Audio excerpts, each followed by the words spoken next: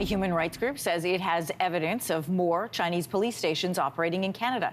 According to Safeguard Defenders, there are now a total of three in the Greater Toronto Area, one in Vancouver, and one in an unspecified location. So the report is raising concerns of just how far China's reach goes on Canadian soil.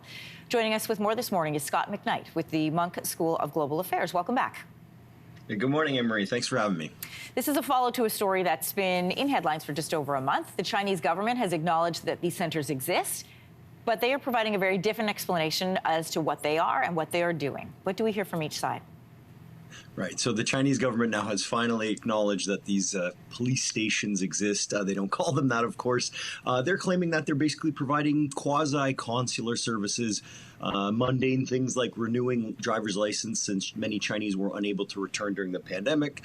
The problem is that these service stations, for lack of a better word, have been in existence for well before the pandemic began, at least since 2016.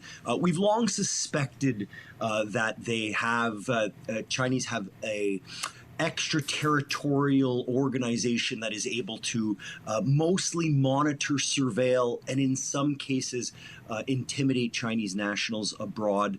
And here's where things maybe get interesting. They really are operating on maybe two broad activities, two things that they're broadly concerned about, the Chinese government, that is.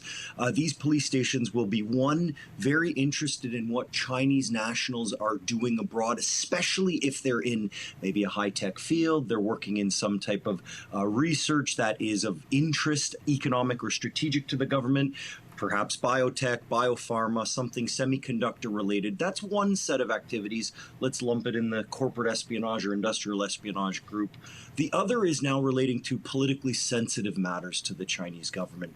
Things like human rights activists abroad, or free speech advocates, or minority groups that are connected to something perhaps sensitive back home, the Tibetans and the Uyghurs in particular. So that's really what these police services are providing for the Chinese government. It's really a way to monitor, to surveil, and if push comes to shove, to intimidate those Chinese nationals to basically provide information for the Chinese government on those matters. So I want to tie in then a story that we're following today, which is this RCMP contract being given to a Chinese national company. What do you think about that? Right. So I think we're now in an era of let's maybe be a little bit more concerned about the types of activities and partnerships that the Chinese government and the Canadians can engage in. The last several years, as we all very well know, of bilateral relations between Canada and China went through a very icy period, a very challenging period through this diplomatic stalemate, reaching back to Meng Wanzhou's detention there in late 2018.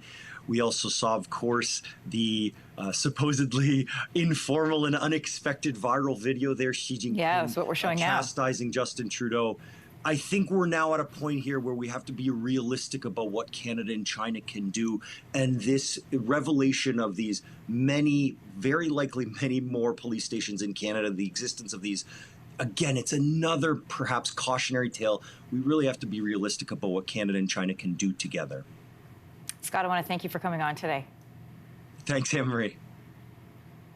All right, as a note to this story, we did reach out to Public Safety Canada to find out how they are responding to these reports. They've referred us to a statement from the RCMP where the RCMP is investigating reports of criminal activity in relation to the so-called police stations. As the RCMP is currently investigating this, we cannot comment any further. Hey, thanks for watching. If you liked this, be sure to subscribe here, or you can check out more Your Morning videos right here.